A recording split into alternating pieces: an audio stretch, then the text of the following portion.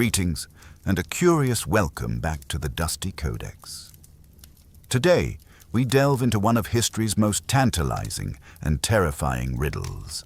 A massive army, an enraged king, and a vast desert that supposedly swallowed them whole. We are always curious to know where our stories are traveling to and where your corner of the world is. Please take a moment to let us know in the comments where you are watching from today. In 524 BCE, the Persian King Cambyses II, fresh from his lightning conquest of Egypt, was at the peak of his power. He ruled an empire stretching from Greece to India, and he tolerated no defiance. He launched a punitive expedition of 50,000 elite soldiers. His target, the sacred Oracle of Amun at the remote Siwa Oasis, which had dared to defy his imperial will. According to the ancient Greek historian Herodotus, this formidable force marched across the vast western desert of Egypt, headed west. And then, without a trace, they vanished, supposedly swallowed whole by a single cataclysmic sandstorm. For over 2 millennia, this dramatic tale has fueled speculation. Was it a natural disaster, a desert ambush, or merely a fantastic myth? For decades, archaeologists have searched for any shred of evidence of this colossal, lost army. Our story begins with Cambyses II, son of Cyrus the Great, and a king whose reign was marked by ruthlessness and, some say, growing madness. In 525 BCE, he had successfully conquered Egypt, one of the ancient world's most powerful and defiant kingdoms. But even after its conquest, Egypt was a land steeped in ancient religion and proud traditions.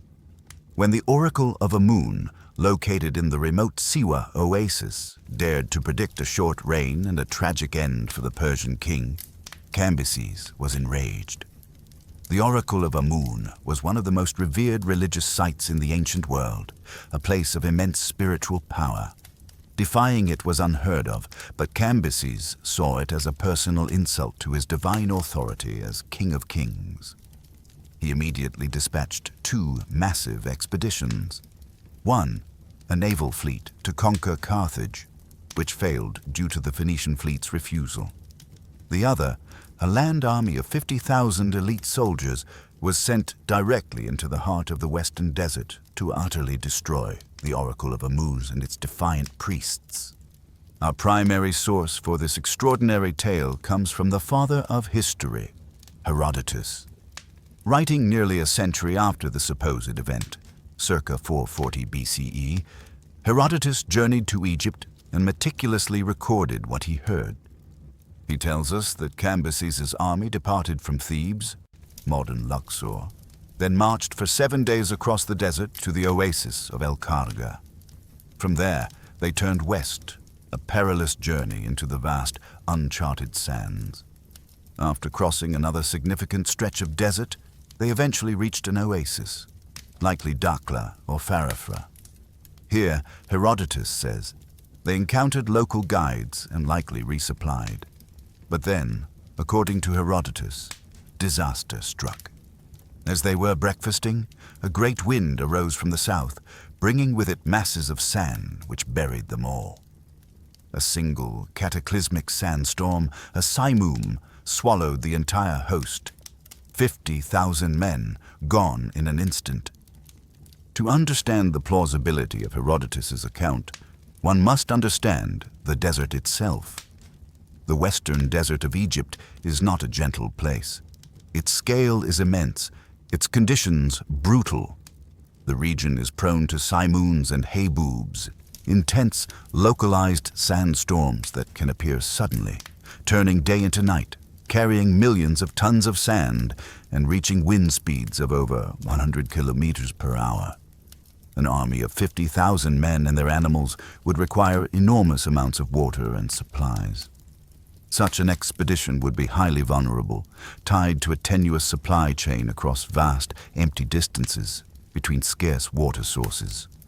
Without modern navigation, losing one's way in a sandstorm could easily mean succumbing to thirst, disorientation, and exhaustion. The desert, even without a direct burial, is an efficient killer.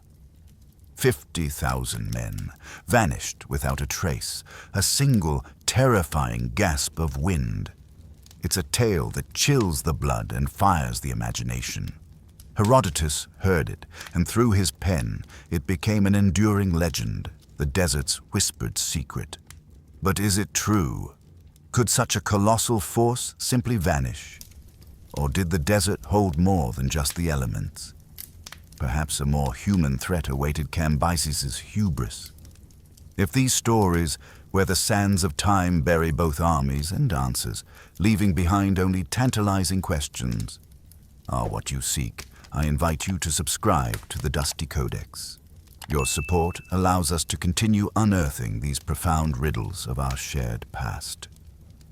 For centuries, Herodotus' dramatic account was taken as gospel. But modern historians and archaeologists, armed with better understanding of logistics and desert environments, began to question the narrative. One of the main criticisms of Herodotus is his penchant for dramatic storytelling and his reliance on local legends. The idea of 50,000 men being buried alive by a single sandstorm is, to many, scientifically implausible. A more pragmatic theory suggests the army was not buried, but simply succumbed to the usual perils of desert warfare: thirst, starvation, and disorientation. A major sandstorm could have scattered the army, making them easy prey for local raiding parties. The sheer logistical challenge of supplying 50,000 soldiers and their animals across hundreds of miles of waterless desert without a clear route or reliable resupply points might have been the true killer. The army simply ran out of water and withered away. For decades, the story remained a myth. Then, in the early 21st century, a sensational claim emerged. Two Italian archaeologists, twin brothers named Alfredo and Angelo Castiglione, claimed to have found evidence of the lost army. In 2002, after years of searching, the Castiglione brothers announced they had discovered a burial site near the Siwa Oasis, containing human remains, ancient Persian bronze weapons, and jewelry dating to the Achaemenid period. They claimed to have found evidence of iron daggers, arrowheads, parts of a composite bow, a bronze flask, and more significantly, human bones. This, they believed, was the elusive lost army. However, their claims were met with extreme skepticism by the wider archaeological community. The brothers refused to reveal the precise location of their discovery, citing fear of looters. Their finds were also not rigorously documented or presented to peer-reviewed journals. To this day, the claims of the Castiglione brothers remain largely unverified and unaccepted by mainstream archaeology. Without precise location data, proper excavation, and peer review, the discovery remains almost as mysterious as the disappearance itself. The logistical scale of the disappearance is also a sticking point. An army of 50,000 would leave an enormous archaeological signature. Thousands of cooking pots, weapons, armor, tents, and bodies.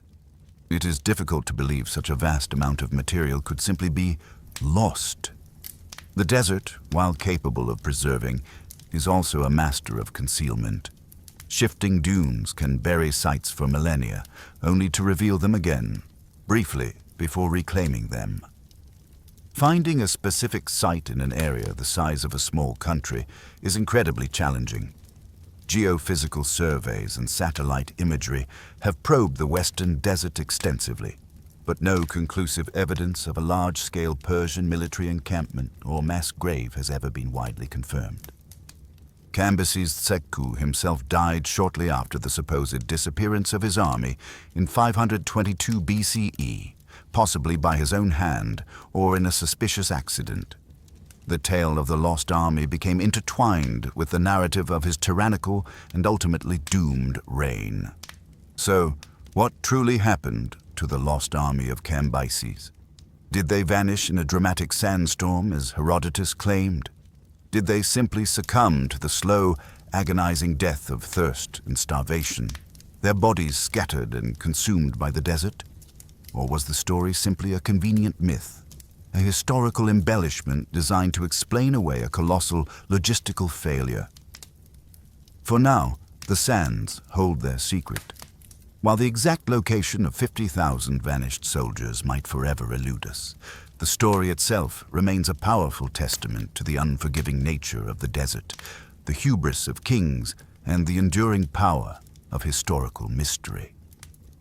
The lost army of Cambyses continues its silent march through our imaginations, a timeless whisper from the desert that reminds us that some of history's greatest stories are those that remain forever unsolved.